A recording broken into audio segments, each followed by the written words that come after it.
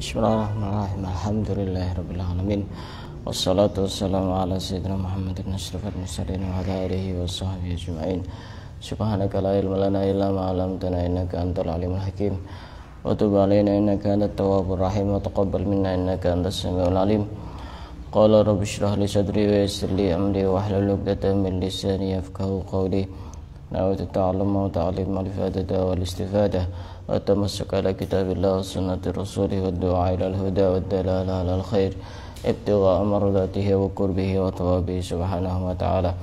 Qala al-musannif rahimahullah ta'ala wa nafa'ana bihi wa bi 'ulumihi wa amadana bi asrarihi wa anwarihi wa nafahatihi fid dini wa dunya wal akhirah. Akan kita lanjutkan membaca kitab Wasailul Usul ila Syamailir Rasul yang dikarang oleh Syekh Yusuf bin Ismail An-Nabhani. Kita sekarang sudah sampai pasal yang ke-6. Pasal yang ke-6 ini menjelaskan tentang suara Rasulullah. Pada pembahasan yang sebelumnya kita sudah membahas tentang minyak wanginya Rasulullah. Sekarang kita membahas tentang suaranya Rasulullah. Al-faslu sadisu fi sifati sautihi sallallahu alaihi wasallam. An Anasin radhiyallahu ta'ala anhu, ma ba'athallahu nabiyyan illa hasanal wajhi hasanas sauti wa kana nabiyyukum ahsanahum wajhan wa ahsanahum sautan. Kata Sayyidina Anas bin Malik. Sayyidina Anas bin Malik ini salah satu khadimnya Rasulullah yang selalu melayani kepada Rasulullah. Apa kata Sayyidina Anas? Allah tidak mengutus nabi kecuali nabi tersebut wajahnya tampan, suaranya bagus. Semua nabi itu tampan dan semua nabi itu suaranya bagus. Tidak ada nabi yang jelek, tidak ada. Tidak ada nabi yang suaranya tidak bagus, tidak ada. Semuanya nabi itu tampan dan bagus. Jadi memang benar-benar pilihan. Apa kata Sayyidina Anas? Dan nabi kalian, Nabi Muhammad Rasulullah adalah nabi yang paling tampan wajahnya, paling bagus suaranya. Padahal kalau kita mempelajari sejarah, suara yang terkenal bagus itu suaranya Nabi siapa? Nabi Daud. Punya kitab apa? Zabur. Kitab Zabur.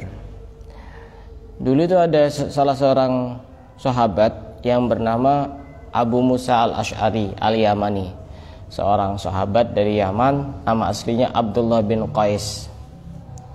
Beliau ini pernah suatu hari masuk di Masjid Nabawi, kemudian beliau membaca Al-Quran. Dan Rasulullah bersama istrinya Sayyidah Aisyah berada di rumah, karena rumah Rasulullah itu dekat dengan masjid. Didengarkanlah suaranya Abu Musa al-Ash'ari ini. Suaranya bagus, indah, pokoknya luar biasa suaranya. Akhirnya keesokan harinya ketemu dengan Rasulullah. Kemudian Abu Musa al-Ash'ari ini dikasih tahu oleh Rasulullah, laqad utita mizmaron min mazamiri Daud. Engkau ini telah diberikan suara indahnya Nabi Daud. Mizmar itu makna aslinya seruling, tapi untuk menggambarkan betapa indahnya suaranya Nabi Daud. Nabi Daud itu kalau lagi membaca kitab Zabur, itu angin itu berhembus sepoi-sepoi. Kemudian burung-burung itu yang asalnya terbang itu tiba-tiba berhenti, hingga seakan-akan menari-nari menikmati suaranya Nabi Daud. Ya taronnam, at-thair ya taronnam. Apa kata Abu Musa al-Ash'ari? Kalau seandainya aku tahu bahwa engkau mendengarkan suaraku, akan aku lebihkan bacaannya. Mungkin lebih banyak baca Al-Qur'annya, atau mungkin lebih dikeraskan suaranya. Kenapa? Karena didengarkan oleh manusia termulia, yaitu Rasulullah.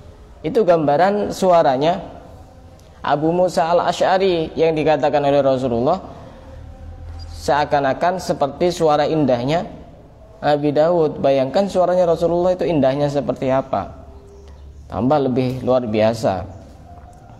Jika ada yang mengatakan bahwa Nabi yang paling tampan itu Nabi Yusuf. Tidak benar. Nabi Yusuf itu orang yang diberi separuh ketampanan oleh Allah. Jadi kalau pengen melihat ketampanan separuh penduduk dunia, lihatlah wajahnya Nabi Yusuf. Di situ semuanya ada, lengkap. Tapi Rasulullah ini diberi seluruh ketampanan ada pada diri Rasulullah. Sehingga seringkali saya sampaikan bahwasanya Nabi Yusuf ini ketika melewati satu kelompok perempuan yang sedang mengiris-ngiris sayur-sayuran, banyak jari-jarinya yang terpotong. Wa qatta'na aydiyahunna wa qulna hasya lillahi ma hadza basyara in hadza illa malakun karim. Kata perempuan waktu itu, ini bukan manusia, ini adalah malaikat. Itu Nabi Yusuf yang ketampanannya hanya diberi separuh ketampanan oleh Allah. Bayangkan jika yang dilihat adalah wajahnya Nabi Muhammad. Kata Syed Muhammad bin Alawi Al-Maliki di dalam kitabnya Muhammad Al-Insanul Kamil, Muhammad manusia sempurna. Seandainya orang itu mampu untuk menatap wajah indahnya Nabi Muhammad, maka orang-orang akan memotong hati mereka sendiri. Karena saking tidak sadarnya, terhipnotis dengan melihat ketampanan wajah Nabi Muhammad. Jadi setiap nabi itu pasti tampan, dan setiap nabi itu pasti bagus suaranya. Wa kana sautu Rasulillah sallallahu alaihi wasallam yablughu haitsu la yablughu sautu ghairihi. Rasulullah itu suaranya bisa sampai ke satu tempat di mana orang biasa tidak sampai ke tempat itu. Misal suara saya tanpa mic, tanpa sound system, tanpa corongan, kira-kira sampai jalan sana kedengeran enggak? Enggak. Jangankan sampai jalan sana. Mungkin seandainya ini ada temboknya, mungkin di sini saja sudah tidak kedengaran. Anggap saja sampai jalan, itu jaraknya kira-kira berapa meter? 10 nyampe. Jarak 10 meter saja itu kemungkinan sudah tidak terdengar suara orang biasa. Tapi Rasulullah itu suaranya nyampe melebihi suaranya orang biasa. Yablughu haitsu la yablughu sautu ghairi. Suaranya Rasulullah itu bisa sampai tidak sama seperti suaranya orang biasa. Khatabana fa'anil barra qala khatabana Rasulullah sallallahu alaihi wasallam hatta asma'al awatiqa fi khudurihinna. Rasulullah itu berkhutbah kepada kita, kepada kami, sampai gadis-gadis perempuan yang ada di dalam rumahnya, di dalam kamarnya itu mendengar suaranya. Padahal di dalam kamar dulu itu perempuan-perempuan kalau sudah perawan, artinya sudah balik, itu sering di rumah. Tidak kayak seperti sekarang, justru keluyuran kalau malam minggu. Di rumah tertutup rapat pintunya. Tapi Rasulullah ketika berkhutbah itu terdengar. Dulu masih belum ada mic, belum ada sound system, belum ada pengeras suara, belum ada streaming. Kalau streaming walaupun di luar negeri pun tetap kedengaran karena memang pakai streaming. Jadi orang dulu ya tidak heran kalau misalkan sekarang ada orang bisa ngomong dari sini sampai ke Jakarta, tidak ada kabelnya, cuma pakai HP. Orang dulu sudah pernah mengalami itu, sehingga tidak heran. Jangankan Rasulullah, Syekh Abdul Qadir Jailani saja itu kalau lagi buka majelis itu yang hadir sampai 70 ribuan orang.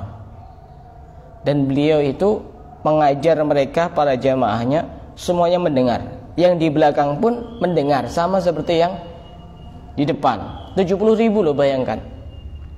Seandainya misalkan saya buat pengajian di sini 70 ribu, nyampe mana jamaahnya? Kemungkinan nyampe alun-alun 70 ribu. Dan itu mendengar. Padahal itu salah satu contohnya umatnya Rasulullah, bisa sehebat itu. Apalagi Rasulullah. Seperti contoh yang lain, Sayyidina Umar bin Khattab. Sayyidina Umar bin Khattab ini pernah suatu hari berkhutbah di atas mimbar. Sayyidina Umar berkhutbah, sedangkan Sayyidina Umar ini mengutus bala tentara untuk berperang. Tiba-tiba di tengah-tengah khutbahnya Sayyidina Umar ini berkata, "Ya Sariyah al-Jabal, wahai prajurit-prajurit, pasukan-pasukan, naik ke atas gunung, naik ke atas gunung." Itu prajurit yang ada di sana yang lagi perang itu mendengar, sehingga mereka semuanya naik di atas gunung sehingga meraih kemenangan. Disebabkan karena perintahnya Sayyidina Umar. Itu suaranya Sayyidina Umar, bukan suaranya Rasulullah. Itu bisa nyampe ke satu tempat yang sangat jauh. Bayangkan jika suaranya Rasulullah. Tidak usah jauh-jauh sahabat. Yang sering kita dengar ceritanya, ada Kiai As'ad dan Kiai Hamid. Pernah suatu hari itu Kiai As'ad Sukorejo bilang kepada santri-santrinya, "Saya ini kangen sama sahabat saya Kiai Hamid Pasuruan." Waktu itu masih belum ada HP, belum ada telepon. Tiba-tiba jarak beberapa saat Kiai Hamid datang ke Sukorejo. Padahal tidak ditelepon, tidak di apa. Kontak batin itu jauh lebih cepat dibanding kontak dohir. Iya, pokok asal orang itu hatinya nyambung, gampang. Tidak harus jadi wali. Tidak harus jadi wali. Orang itu kalau hatinya nyambung, cepat ketemu. Bener itu. Tidak usah jadi wali. Cukup hatinya ini terkoneksi, itu lebih cepat. Sinyalnya kuat, lebih cepat. Ya kita bisa menganalogikan dengan teknologi sekarang. Kalau transfer lewat satu aplikasi misalkan, kemudian sinyalnya kuat, cepat, gitu, langsung nyampe. Tapi kalau lemot pakai salah satu kartu yang agak lemot misalnya, ya tidak usah disebut nama kartunya. Itu lama karena kurang kuat, sambungannya kurang kuat. Dan ini sering kali saya alami.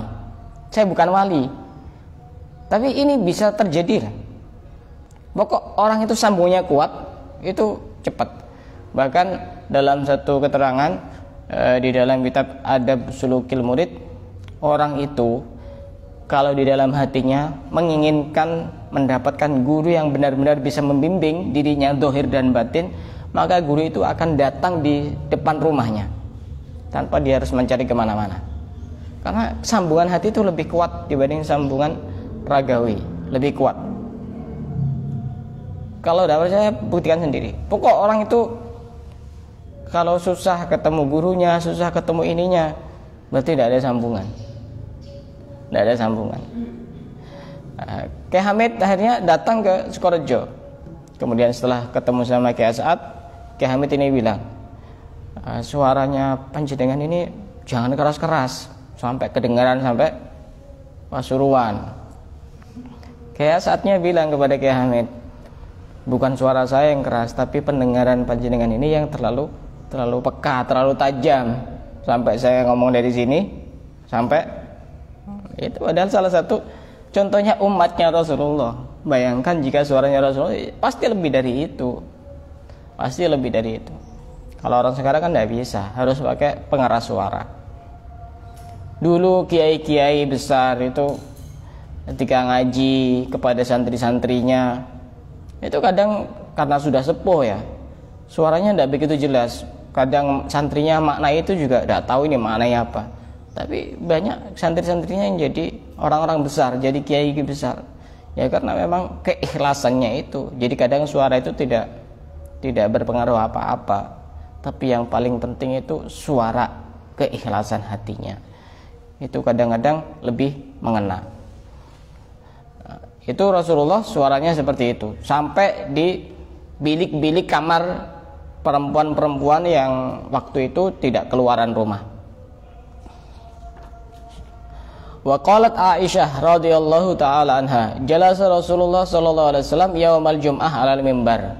Sayyidah Aisyah bercerita, suatu ketika Rasulullah itu duduk di atas mimbar pada hari Jumat, berarti khutbah Jumat. Faqala linnas, kemudian Rasulullah di dalam khutbahnya itu berkata kepada para jamaah, ijlisu. Apa artinya ijlisu? Duduklah. Fasami'ahu Abdullah bin Rawahah wa huwa fi Bani Ghanam. Fajalasa fi makani. Kemudian ada seorang sahabat yang bernama Abdullah bin Rawahah. Ini mendengar, waktu itu beliau tidak ada di masjid, tapi beliau duduk Disebabkan karena perintah Rasulullah. Beliau berada di satu daerah di Bani Ghanam, itu Bani Khazraj yang ada di Madinah. Itu sangat jauh di pelosok desa. Tapi Abdullah bin Rawahah ini bisa mendengar, dan beliau duduk padahal tidak diperintahkan untuk duduk. Yang diperintahkan duduk itu yang ada di masjid. Itu berarti suaranya Rasulullah itu sangat jauh sekali, sampainya itu sangat jauh.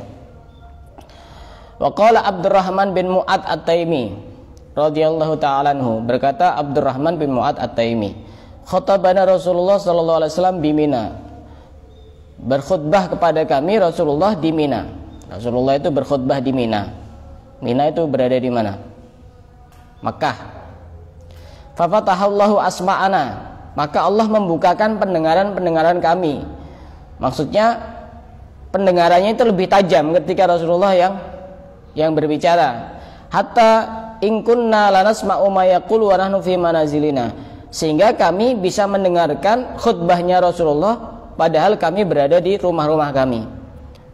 Rumahnya itu sekitar ada di Madinah. Nah, itu sekitar jaraknya kurang lebih 6 km. Saya tadi mendengarkan ceramahnya Habib Muhammad Anis bin Syahab. Itu dilihat di peta, itu kira-kira 6 km dari Mina ke rumahnya sahabat Abdurrahman bin Mu'ad At-Taimi ini. 6 kilo ini dari sini sampai ke mana? Hah? Tambora 6 kilo. Berarti masih ke barat lagi. Bayangkan ya, Tambora. Kamu ngomong sekeras-kerasnya mau sampai dipolkan suaranya, volumenya difullkan, tetap tidak kedengaran sampai Tambora. Jangankan Tambora, ke Alfamart sini saja tidak kira kedengaran. Tapi Rasulullah suaranya sampai 6 km. Ini hanya gambaran saja 6 kilo ini. Tapi mestinya ya jauh lebih dari itu. Suaranya Rasulullah sangat kuat. Suaranya Rasulullah itu sangat kuat. Wa an Ummi Hani radhiyallahu ta'ala anha qalat, Ummi Hani berkata, kunna nasma'u qira'atan Nabi sallallahu alaihi wasallam fi jawfil laili indal Ka'bah wa ana ala arishi. Aku mendengar Rasulullah itu berbicara, membaca Al-Quran di samping Ka'bah, sedangkan kami berada di atas tempat tidur kami dan kami mendengar itu. Berarti kan ya masa orang baca Quran dikeras-keraskan? Ya biasa, suaranya volumenya itu biasa, tidak begitu keras, tapi orang-orang yang ada di rumah, di dalam kamarnya itu bisa mendengar. Dan Rasulullah ini memang suaranya sangat indah. Siapapun itu pasti ingin mendengar suara Rasulullah. Pernah ada satu cerita, Rasulullah itu orang yang begitu sangat perhatian kepada siapapun, baik itu anak kecil, orang dewasa, siapapun, makhluknya Allah semuanya dikasih perhatian sama Rasulullah. Rahmatan lil alamin, kasih sayangnya untuk seluruh alam. Pernah suatu hari Rasulullah ini berangkat ke pasar, membawa uang 2 dirham. Tidak tahu kalau sekarang itu ukuran berapa. Membawa uang 2 dirham. Di tengah-tengah Rasulullah itu mau ke pasar, melihat ada anak kecil. Anak kecil perempuan nangis. Kemudian didekati oleh Rasulullah. Kenapa kamu kok nangis? Ternyata ini anak budak. Begini, saya ini diperintahkan tuan saya untuk belanja. Dikasih uang 2 dirham tadi itu, ternyata hilang uangnya. Oh begitu. Akhirnya Rasulullah bawa uang yang jumlahnya sama, 2 dirham, akhirnya dikasihkan ke anak itu. Akhirnya anak kecil ini tidak nangis lagi, senang, dibelikanlah keperluan dari tuannya itu, majikannya itu. Setelah dibelikan semuanya, anak kecil ini nangis lagi, anak kecil budak ini. Anak kecil perempuan yang jadi budak ini nangis lagi. Masih didekati oleh Rasulullah. Kenapa kamu kok nangis lagi? Kan sudah saya ganti uang 2 dirham tadi, dan sudah terpenuhi semua kebutuhan majikan kamu. Saya takut. Takut kenapa? Saya takut pulang. Kenapa kok takut pulang? takut terlambat nanti dibukul sama tuan saya. Apa kata Rasulullah? Ya sudah, saya antarkan. Bayangkan ya, manusia termulia, manusia yang paling utama, ngantarkan seorang budak. Ngantarkan seorang budak, kecil lagi budaknya. Itu beliaunya tidak gengsi, ngantarkan seorang budak. Padahal mestinya kalau versi kita ya budak itu mestinya yang ngawal Rasulullah kan. Ini Rasulullah ngantarkan budak kecil itu, perempuan, untuk pulang ke rumah tuannya. Gampang, nanti saya yang ngomong sama tuan kamu. Saking perhatiannya Rasulullah. Sampai di rumah majikannya sudah dikasih tahu, itu rumahnya, yang kebuka pintunya itu rumahnya, rumah tuan saya, rumah majikan saya. Kemudian Rasulullah itu mengucapkan salam, assalamualaikum. Tidak ada jawaban. Untuk salam yang kedua, assalamualaikum. Tidak ada jawaban. Salam yang ketiga baru ada jawaban dari rumah tuannya itu. Waalaikumsalam warahmatullahi wabarakatuh. Selamat wahai Rasulullah, selamat datang di rumah kami. Kemudian Rasulullah ini menjelaskan tentang cerita yang di pasar tadi itu. Kemudian Rasulullah bertanya kepada tuannya ini, majikannya ini, kenapa saya salam sampai 3 kali kok baru dijawab? Apa kata tuannya ini? Salam yang pertama saya mendengar. Salam yang kedua saya juga mendengar. Salam yang ketiga baru saya jawab karena saya ingin mendengar suara indahmu wahai Rasulullah. Dan salam itu kan artinya doa, didoakan keselamatan. Berarti semakin banyak salam, itu semakin banyak doa dari Rasulullah. Sampai tuannya ini, majikannya ini sampai bilang, seandainya aku tidak takut engkau pergi, tak biarkan salam berkali-kali. Sallallahu alaihi wasallam. Tidak ada orang yang tidak ingin mendengar suaranya Rasulullah. Ya, semoga kita masih bisa mendengar nantinya. Kalau kita tidak bisa mendengar sekarang, ya tidak tahulah kapan nanti.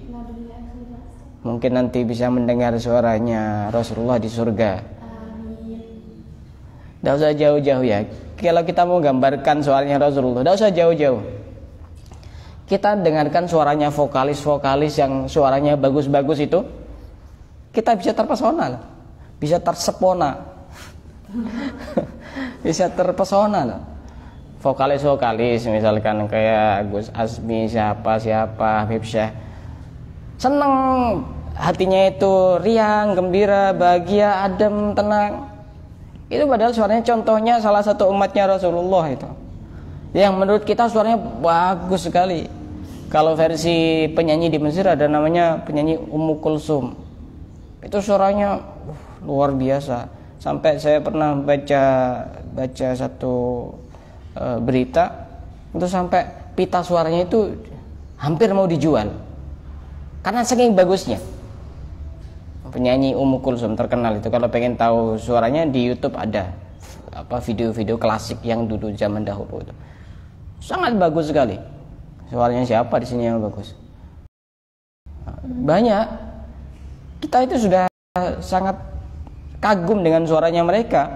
Apalagi suaranya Rasulullah, seperti apa indahnya tidak tahu.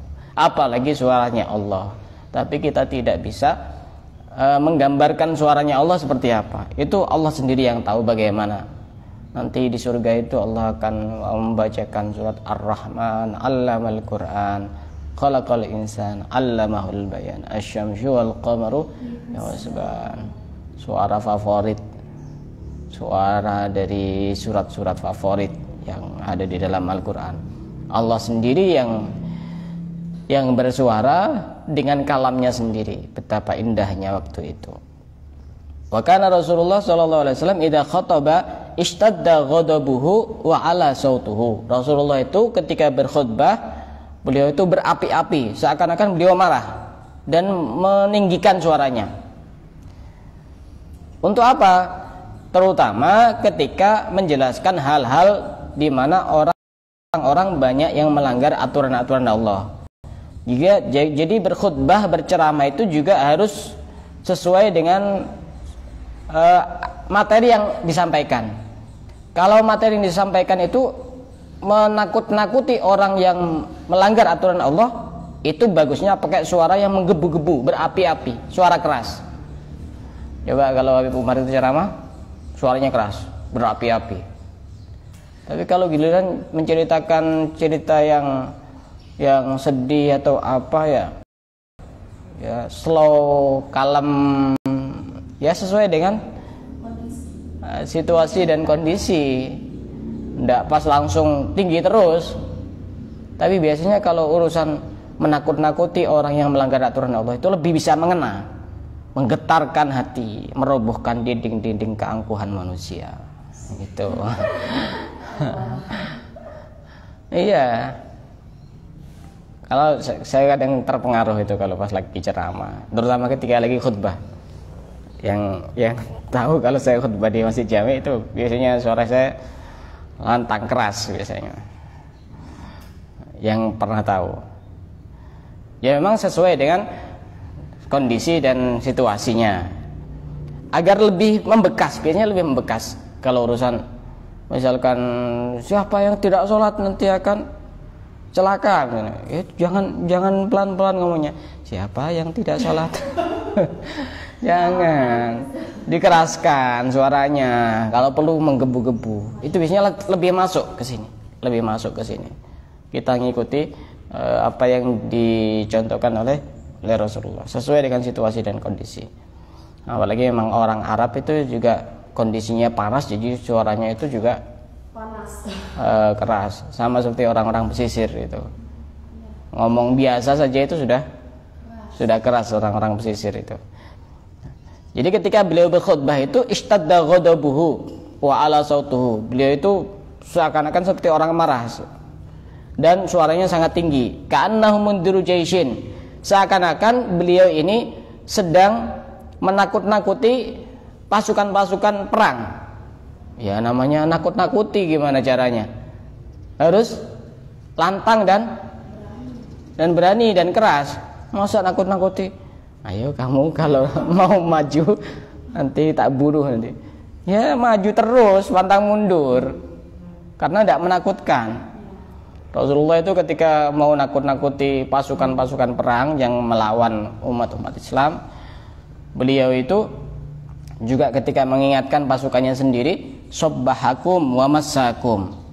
Sobbahakum itu artinya datang kepada kalian tentara waktu pagi. Wa massakum, datang kepada kalian tentara waktu sore, untuk mengingatkan. Dan itu pasti harus pakai suara lantang, suara keras, suara dengan nada tinggi, sehingga lebih mudah untuk masuk ke hatinya orang. Begitu juga guru itu juga sesekali harus pakai suara tinggi, sesekali, tapi ya jangan berkali-kali. Itu terkait dengan suara indahnya Rasulullah. Dan ini sudah habis. Nanti akan kita bahas bab yang berikutnya, pasal yang ke-7, tentang bagaimana Rasulullah ketika marah dan bagaimana ketika Rasulullah ketika bahagia, ketika senang. Nah, kita bisa niru. Berarti marah itu bukan hal yang tidak diperbolehkan. Itu marah itu sifat bawaan manusia. Justru kalau ada orang tidak bisa marah itu justru tidak bagus. Justru perlu dipertanyakan ini manusia atau bukan, atau mungkin siluman. Jadi marah itu sifat bawaan manusia. Caranya bagaimana? Caranya itu bukan menghilangkan kemarahan, tapi bagaimana cara meredakan kemarahan itu. Nanti akan kita bahas bagaimana caranya Rasulullah itu ketika marah itu seperti apa yang beliau lakukan, dan ketika bahagia itu apa yang beliau lakukan. Insya Allah akan kita bahas pada pertemuan yang akan datang. Dari sini ada yang mau ditanyakan? Silakan. Silakan yang mau tanya. Malu bertanya? Tidak usah tanya. Wallahu a'lam bishawab.